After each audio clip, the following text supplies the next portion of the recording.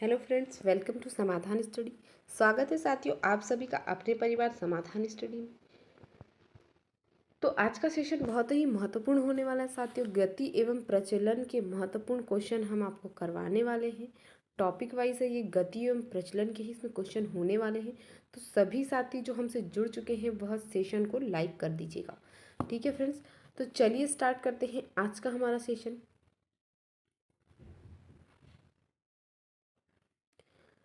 तो देखिए, पहला क्वेश्चन है, कंकाल पेशी संकुचन में कैल्शियम महत्वपूर्ण है क्योंकि यह कंकाल पेशी संकुचन में कैल्शियम महत्वपूर्ण है क्योंकि यह एक्टिन तंतु से मायोसिन शीर्ष को अलग कर देता है। मायोसिन एटीपी में बंधकर उसे क्रियाशील करता है। ट्रोपोनिन से बंधकर एक्टिन को सक्रिय स्थल के आवरण को मायोसिन के लिए हटा देता है। मायोसिन क्रॉस सेतु और एक्टिन तंतु के मध्य आबंध निर्माण को रोकता है। कंकाल पेशी संकुचन में कैल्शियम, इसका क्या कार्य है? तो राइट आंसर होगा फ्रेंड्स ऑप्शन सी। ट्रोपोनिन जो है, ट्रोपोनिन से बंधकर एक्टिन को के सक्रिय स्थल के आवरण को मायोसिन के लिए हटा देता है। ऑप्शन सी हमारा करेक्ट आंसर होगा। तो सभी साथी यहाँ ऑप्शन सी राइट आंसर कर लीजिएगा। नोट डाउन करते चलिए फ्रेंड्स, सेशन को लाइक भी कर दीजिएगा। क्वेश्चन है, मानव पसलियों के एक्स युग्मों में से वाई युग्म वास्तविक पसलियों के होते हैं। उचित विकल्प का चयन कीजिए जो एक्स एवं वाई की उचित संख्या को दर्शाता है और उसका स्पष्टीकरण करता है। A, x is equal to 12, y is equal to 7। वास्तविक पसलियाँ पृष्ठभाग में कशेरुक दंड और उदर भाग में उरोस्थी के साथ जुड़ी होती हैं। बी है, x is equal to 12, y is equal to 5। वास्तविक पसलियाँ पृष्ठभाग में कशेरुक दंड एवं उरोस्थी के साथ दो सिरों के साथ जुड़ी होती हैं। C, x is equal to 24, y is equal to 7। वास्तविक पसलियाँ पृष्ठभाग में कशेरुक दंड से जुड़ी होती हैं लेकिन अधर भाग से मुक्त होती हैं। डी है, x is equal to 24, y is equal to 12। वास्तविक पसलियाँ पृष्ठभाग में कशेरुक दंड लेकिन अधर भाग से मुक्त होती हैं।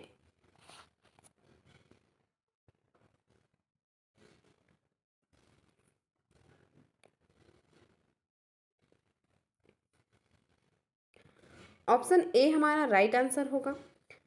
X is equal to 12, y is equal to 7। वास्तविक पसलियाँ पृष्ठभाग कशेरुक दंड और अधर भाग में उरोस्थी से जुड़ी होती हैं। ए हमारा करेक्ट आंसर होगा। नेक्स्ट क्वेश्चन है, एटलस एवं एक्सिस के बीच का जोड़ किस प्रकार का होता है? रेखीय जोड़, उपास्थि युक्त जोड़, साइनोवियल जोड़, सैडल जोड़। एटलस और जो एक्सिस है उसके बीच का जोड़। Right answer option C, synovial प्रकार का जो इसमें जोड़ होता है वह एटलस और एक्सिस में होता है। ऑप्शन सी हमारा करेक्ट आंसर होगा। नेक्स्ट है, पेशी संकुचन के दौरान क्रॉस ब्रिज क्रिया के लिए एक्टिन के सक्रिय स्थलों को दर्शाने के लिए उत्तरदायी आयन का नाम बताइए। Potassium, calcium, magnesium, sodium.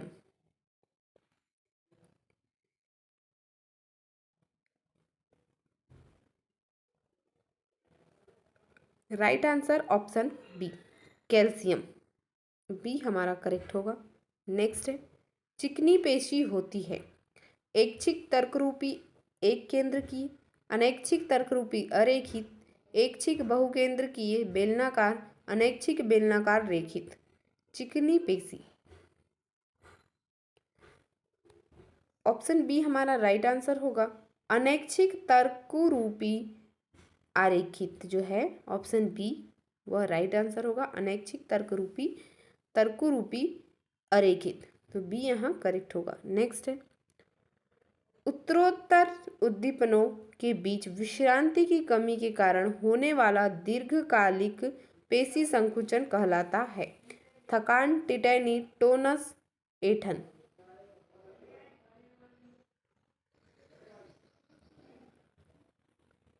Right answer option B, tetany कहलाता है। नेक्स्ट है, निम्नलिखित में से कौन सी संधि किसी प्रकार की गति की अनुमति नहीं देती है? रेशेदार संधि, उपास्थि संधि, साइनोवियल संधि, कंदुक खलिका संधि।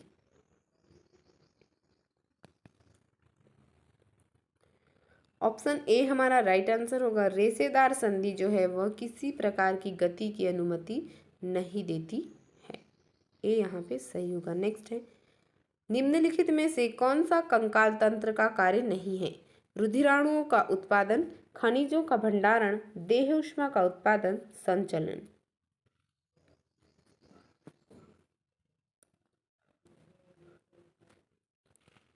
ऑप्शन सी हमारा राइट आंसर होगा, देह ऊष्मा का उत्पादन। तो यहाँ पर ऑप्शन सी राइट आंसर होगा। नेक्स्ट है, अंश कैविटी ग्लिनाइड गुहा जिसे बोलते हैं जोड़ती है। अंश कैविटी या ग्लिनाइड गुहा जोड़ती है क्लेविकल और अंशकूट एक्रोमियन, स्कैपुला और अंशकूट एक्रोमियन, क्लेविकल और स्कैपुला, ह्यूमरस और स्कैपुला।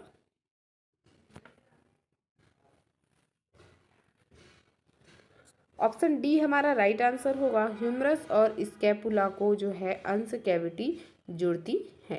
डी यहाँ पर सही उत्तर होगा। नेक्स्ट है, स्लाइडिंग फिलामेंट सिद्धांत की सबसे अच्छी व्याख्या की जा सकती है जब मायोफिलामेंट एक दूसरे के ऊपर फिसलते हुए पार कर जाते हैं।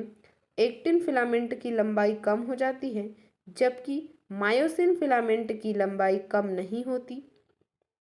बी, एक्टिन और मायोसिन फिलामेंटों की लंबाई कम हो जाती है और वे एक दूसरे को पार करते हुए आगे बढ़ जाते हैं। सी, एक्टिन और मायोसिन फिलामेंटों की लंबाई कम नहीं होती बल्कि वे एक दूसरे को पार करते हुए आगे बढ़ जाते हैं।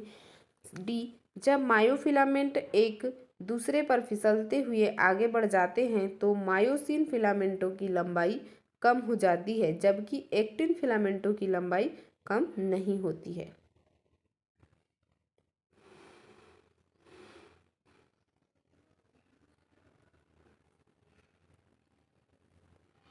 राइट आंसर ऑप्शन सी होगा। एक्टिन और मायोसिन फिलामेंटों की लंबाई कम होती है बल्कि वे एक दूसरे कम नहीं होती बल्कि वे एक दूसरे को पार करते हुए आगे बढ़ जाते हैं।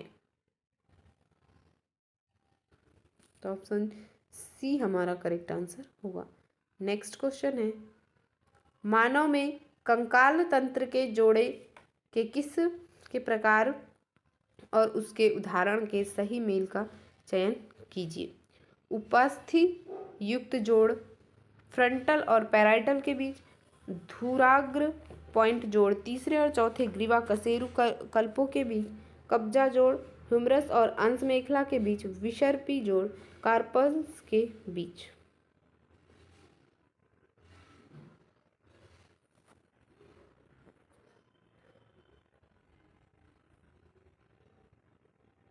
ऑप्शन डी हमारा राइट आंसर होगा। विसर्पी ग्लाइडिंग जोड़ कार्पल्स के बीच।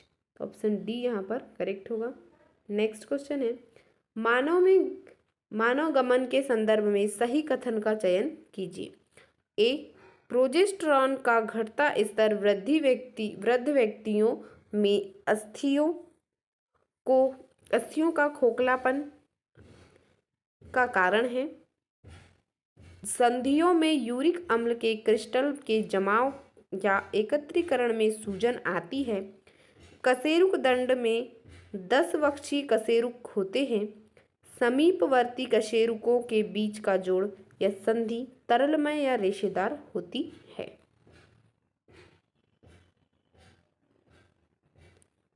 राइट आंसर होगा ऑप्शन बी। संधियों में यूरिक अम्ल के क्रिस्टल के जमाव या एकत्रीकरण में सूजन आती है। तो ऑप्शन बी हमारा करेक्ट आंसर होगा। नेक्स्ट क्वेश्चन है,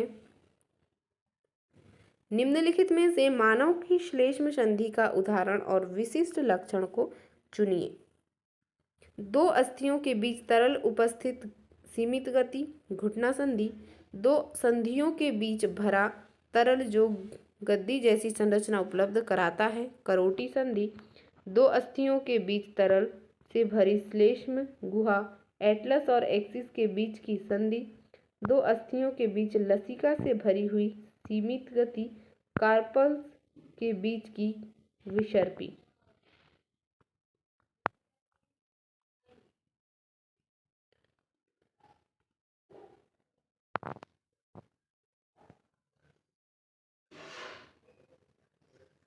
ऑप्शन सी हमारा राइट आंसर होगा। दो अस्थियों के बीच तरल से भरी श्लेष्म गुहा एटलस और एक्सिस के बीच की संधि, तो सी यहाँ करेक्ट आंसर होगा। नेक्स्ट है, कंकालीय पेशी या रेशे में एच क्षेत्र का कारण होता है। ए पट्टी के केंद्रीय भाग में मायोफाइब्रिलों का अभाव।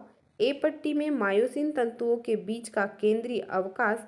ए पट्टी में मायोसिन तंतुओं में से होकर फैले हुए एक्टिन तंतुओं के बीच का केंद्रीय अवकाश। ए पट्टी के केंद्रीय भाग में मायोसिन तंतुओं का विस्तार।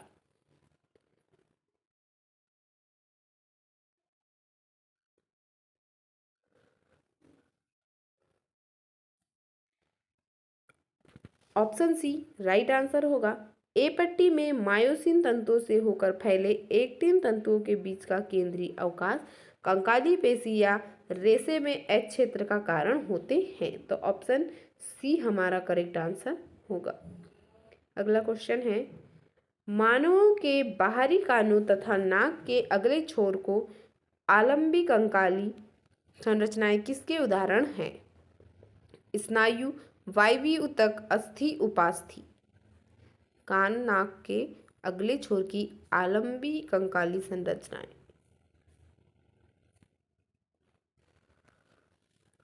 ऑप्शन डी राइट आंसर होगा। उपास्थि का उदाहरण होते हैं। नेक्स्ट क्वेश्चन है, निम्नलिखित में से किस एक जोड़े के रासायनिक पदार्थ को सही श्रेणीगत किया गया है? कैल्सिटोनिन तथा थाइमोसिन थायराइड के हार्मोन। पेप्सिन तथा प्रोलैक्टिन आमाशय में स्रावित होने वाले दो पाचक एंजाइम। ट्रोपोनिन तथा मायोसिन रेखित पेशियों में पाए जाने वाले सम्मिश्र प्रोटीन। सेक्रेटिन तथा rhodopsin polypeptide hormones.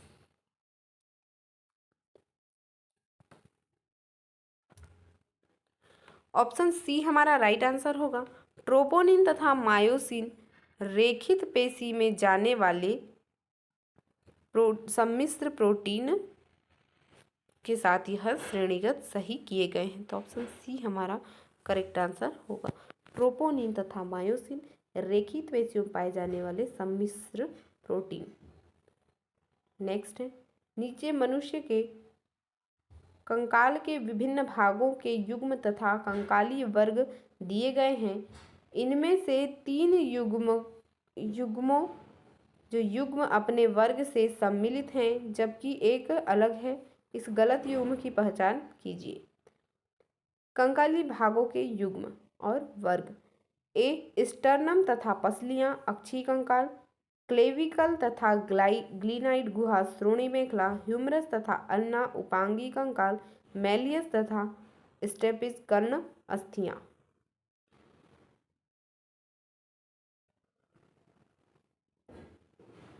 Right answer होगा ऑप्शन बी, क्लेविकल तथा ग्लीनाइड गुहा श्रोणि मेखला। बी हमारा यहाँ करेक्ट आंसर होगा।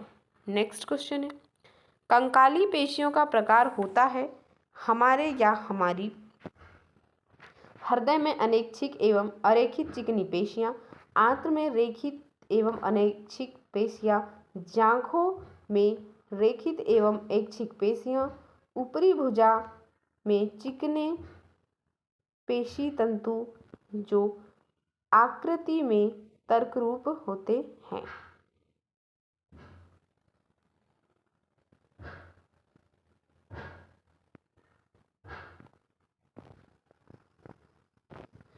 राइट आंसर होगा ऑप्शन सी। जांघों में रेखित एवं ऐच्छिक पेशियां, जांघों में रेखित एवं ऐच्छिक पेशियां, तो सी हमारा करेक्ट आंसर होगा। नेक्स्ट है, निम्नलिखित में से कौन सामान्य मनुष्य के कंकाल में एक भाग का सही विवरण है? करोटी की पैराइटल अस्थि तथा टेम्पोरल अस्थि तंतुमय संधि द्वारा परस्पर जुड़ती है। एक्सिस प्रथम कशेरुक है जो ऑक्सीपिटल अस्थिकंद के साथ जुड़ती है। 9वीं तथा 10वीं जोड़ी की पसलियां मुक्त पसलियां कहलाती हैं। ग्लिनाइड गुहा एक गर्त है जिसमें जांघ की अस्थि जुड़ती है।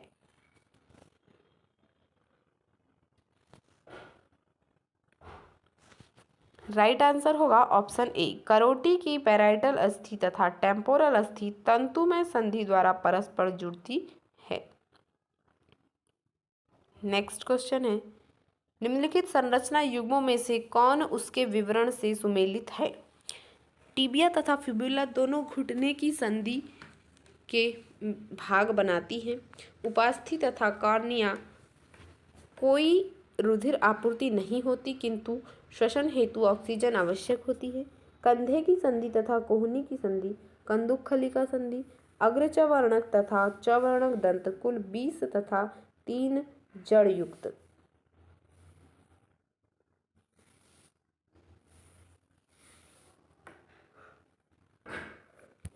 ऑप्शन बी हमारा राइट आंसर होगा। उपास्थि तथा कॉर्निया कोई रुधिर आपूर्ति नहीं होती किंतु श्वसन हेतु ऑक्सीजन आवश्यकता होती है, तो बी यहाँ सही उत्तर होगा।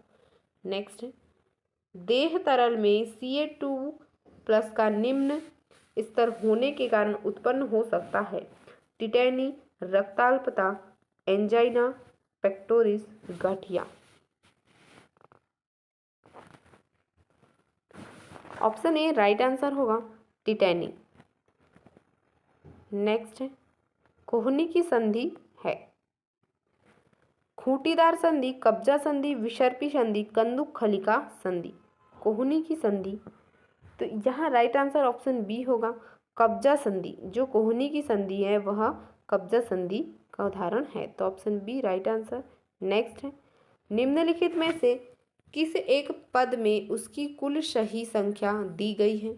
मानव में मुक्त परशुकाएं 4, प्रोटीनों में पाए जाने वाले अमीनो अम्ल 16, डायबिटीज मधुमेह रोग के प्रकार 3, मानव में ग्रीवा कशेरुकाएं 8।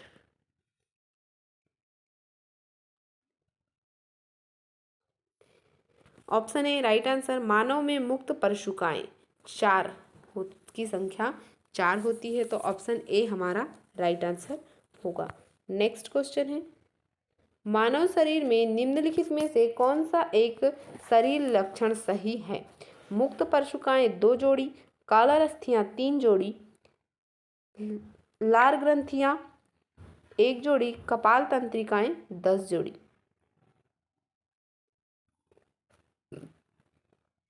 ऑप्शन ए राइट आंसर, मुक्त परशुकाएं 2 जोड़ी, तो ए हमारा सही उत्तर होगा। नेक्स्ट है, कंकाल पेशी में वह कौन सा संकुचनशील प्रोटीन है जिसमें एटीपेज क्रिया निहित होती है? Tropomyosin, myosin, alpha actinin, troponin.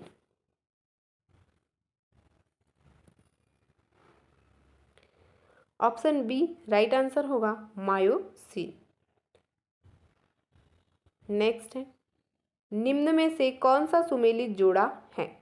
कब्जा संधि कशेरुकाओं के मध्य, विसर्पी संधि क्रमागत कशेरुकाओं के जाइगोपोफाइसिस के मध्य, उपास्थि संधि करोटी अस्थियां तंतु संधि फैलेंजेस के मध्य। ऑप्शन बी राइट आंसर, विसर्पी संधि क्रमागत कशेरुकों के जाइगोपोफाइसिस के मध्य, तो बी हमारा सही उत्तर होगा। नेक्स्ट है, एक्रोमियन प्रवर्ध अभिलाक्षणिक रूप में पाया जाता है।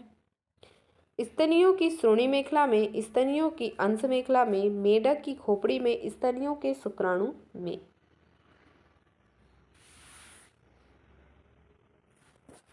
ऑप्शन बी राइट आंसर होगा। स्तनियों की अंश मेखला में जो एक्रोमियम प्रवर्ध अभिलाक्षणिक रूप से पाया जाता है स्तनियों की अंश मेखला में। Option B correct answer. Next है, पेशी संकुचन के लिए आवश्यक एटीपी एंजाइम किसमें स्थित होता है?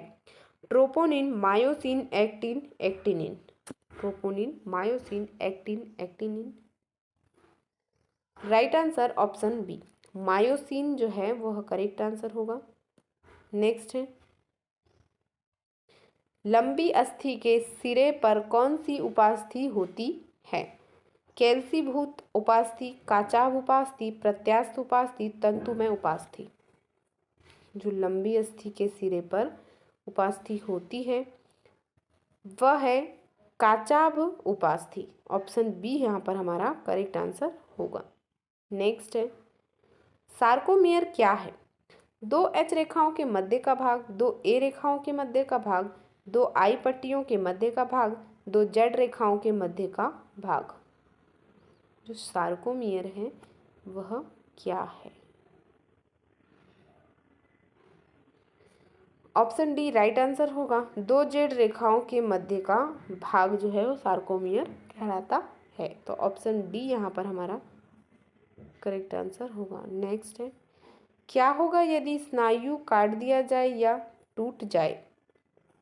संधियों पर अस्थियां मुक्त रूप से गति करेंगी, संधि पर कोई गति नहीं होगी, अस्थि गतिशील हो जाएगी, अस्थि स्थिर हो जाएगी। राइट आंसर ऑप्शन डी, अस्थि स्थिर या अचल हो जाएगी। तो डी हमारा करेक्ट आंसर होगा। नेक्स्ट है, पेशी संकुचन के लिए क्या वक्तव्य सही है?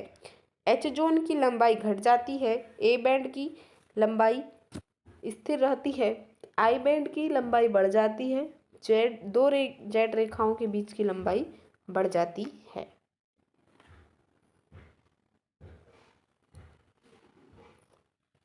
ऑप्शन बी हमारा राइट आंसर होगा।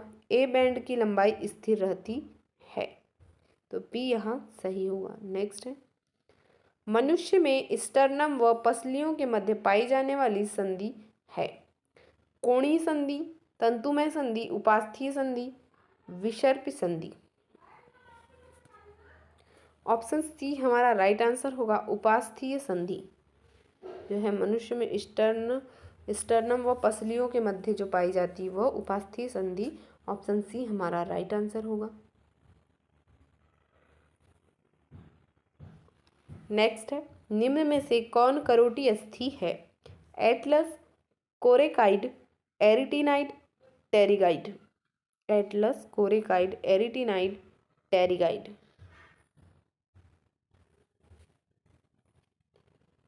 ऑप्शन ए राइट आंसर होगा। एटलस जो है राइट आंसर। नेक्स्ट है, स्नायु है उन्नत पीत लोचदार तंतु ऊतक, अलोचदार श्वेत तंतु ऊतक, परिष्कृत श्वेत तंतु में ऊतक, उपरोक्त में से कोई नहीं। स्नायु आंसर होगा उन्नत पीत लोचदार तंतु ऊतक। ए हमारा करेक्ट आंसर होगा।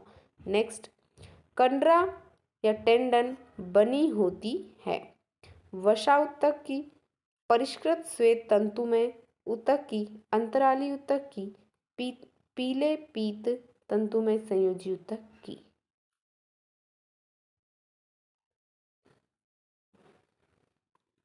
बी ऑप्शन सही उत्तर होगा। परिष्कृत श्वेत तंतु में ऊतक की। बी हमारा सही होगा। जो कंडरा है टेंडन परिष्कृत श्वेत तंतु में ऊतक की बनी होती है। अगला है, मनुष्यों में पश्चपाद में कितनी अस्थियां होती है? 14, 30, 24, 21। तो जो मनुष्यों में पश्चपाद में अस्थियों की संख्या होती है ऑप्शन बी हमारा करेक्ट आंसर होगा। नेक्स्ट है, निम्न में से कौन से पेशी का संकुचनशील प्रोटीन है? Myosin, tropomyosin, actin, tubulin.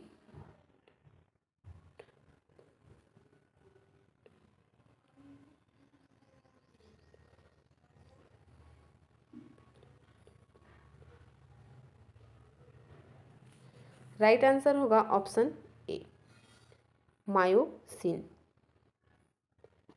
Next question है, खेसारी दाल खाने में लेथाइरिज्म नामक रोग हो जाता है, इस रोग के लक्षण हैं जनन असफलता और डायबिटीज मेलिट्स और अस्थियों के रोग होने की आशंका, शरीर की न्यूनतम वृद्धि और किडनी संबंधी रोग, मानसिक दुर्बलता, किशोरावस्था आने में देरी और फुफ्फुसी तंत्र में अनियमितताएं, कंकाल तंत्र में अनियमितताएं और असामान्यता तथा तंतुओं का दुर्बल पड़ जाना।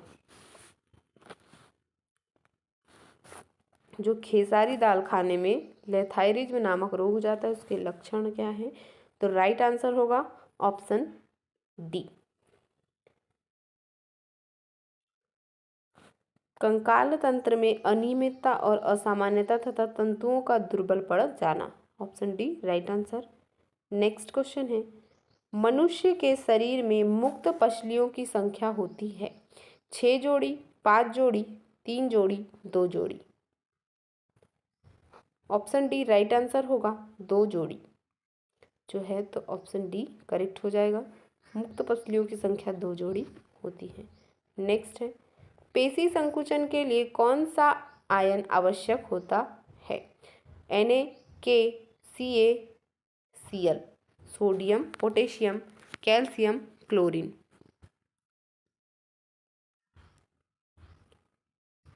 ऑप्शन सी राइट आंसर होगा। जो कैल्शियम है उसकी आवश्यकता ज़्यादा होती है, पेशी संकुचन के लिए जो कैल्शियम आयन है इसकी आवश्यकता होती है, तो ऑप्शन सी हमारा राइट आंसर होगा। नेक्स्ट है, कौन सा अंश मेखला का भाग है? ग्लिनाइड गुहा, स्टर्नम, इलियम, एसिटाबुलम। सही उत्तर ऑप्शन ए, जो ग्लिनाइड गुहा है वह अंश मेखला का भाग है। नेक्स्ट है, कौन सा अंश मेखला का भाग है? ये डबल बार हो गया है क्वेश्चन। नेक्स्ट देखेंगे, लंबी अस्थियां कार्य करती हैं। अवलंबन का, अवलंबन इरिथ्रोसाइट व ल्यूकोसाइट के निर्माण का, अवलंबन व इरिथ्रोसाइट संश्लेषण का, इरिथ्रोसाइट निर्माण का।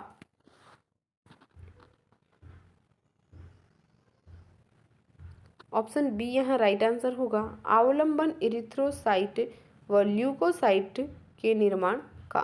जो लंबी अस्थियां कार्य करती है तो अवलंबन इरिथ्रोसाइट, ल्यूकोसाइट या श्वेत रुधिराणुओं के निर्माण का। तो ऑप्शन बी हमारा करेक्ट होगा। नेक्स्ट है, ऊंट में ग्रीवा कशेरुकाओं की संख्या होती है। खरगोश की कशेरुकाओं से अधिक, खरगोश की कशेरुकाओं से कम, व्हेल के समान ही, घोड़े की कशेरुकाओं से अधिक। ऑप्शन सी राइट आंसर होगा। व्हेल की जो कशेरुकाएं हैं उनके समान ही, ऊंट की ग्रीवा में कशेरुकाओं की संख्या व्हेल के समान ही होती है, तो ऑप्शन सी हमारा करेक्ट आंसर हो जाएगा।